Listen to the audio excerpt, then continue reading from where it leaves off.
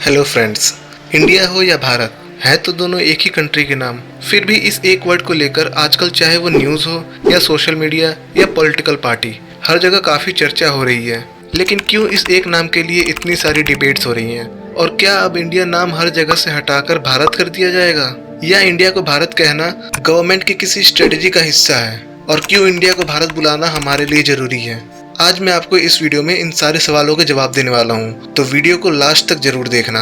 हाल ही में दिल्ली में हुए G20 मीटिंग में हम सब ने देखा कि वहाँ कैसे इंडिया को भारत से डिनोट किया गया था। इतना ही नहीं, इससे पहले मोदी के एशियन समिट और ग्रीस विजिट के डॉक्यूमेंट्स में भी प्राइम मिनिस्टर ऑफ भारत लिख के डिनोट किया गया था। अगर हम इसके हिस्ट्री की बात करें तो भारत को सबसे पहले भारत, भारतवर्ष या आर्यवर्त कहकर बुलाया जाता था। यही नहीं, संविधान में भी आर्टिकल 1 में हमारे देश को इंडिया दैट इज भारत लिखकर संबोधित किया गया है।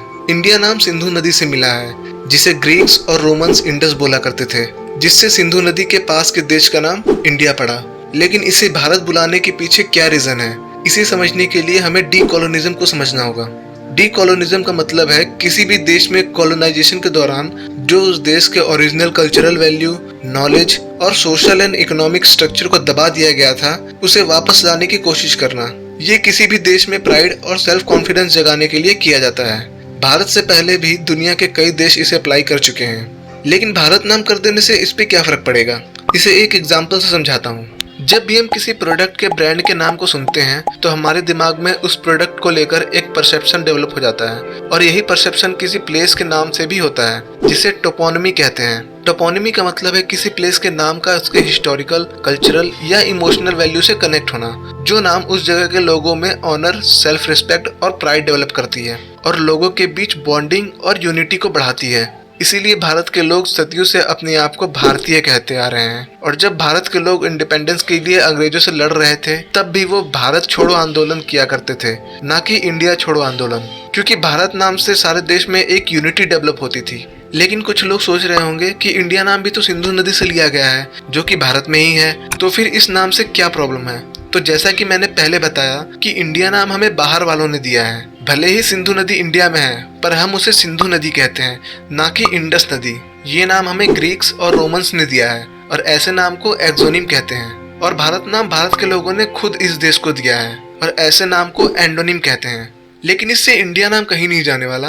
कई लोग सोच रहे होंगे कि क्या इससे सारे डॉक्यूमेंट्स, ID कार्ड्स और करेंसी नोट्स में भी इंडिया को भारत करना पड़ेगा? तो ऐसा नहीं है। इंडियन गवर्नमेंट बस ये चाहती है कि हम भारत के लोग अपने आप को भारतीय कहकर संबोधित करें। भले ही बाहर के लोग हमें इंडियन बोले, उससे हमें कोई प्रॉब्लम नहीं है, क्योंकि उन्हें इंडियन बोलने की वर्षों की आदत लगी हुई है। मैं इसके आपको कई एग्जाम्पल देता हूँ। जापान के लोग जापान को निप्पॉन या निहॉन बोलते हैं, क्योंकि ये नाम उन्होंने अपनी कंट्री को दिया है। जापान नाम उसे यूरोपियन लोगों ने दिया है।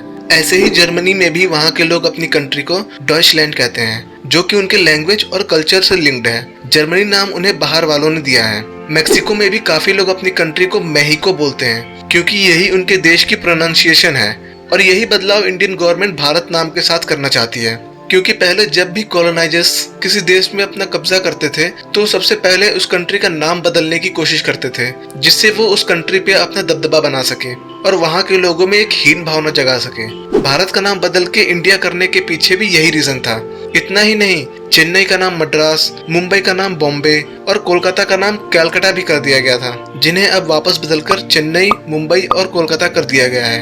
इंडियन नेवी के फ्लैग से भी अंग्रेजों के क्रॉस को हटाकर छत्रपति शिवाजी के सील को यूज किया गया है।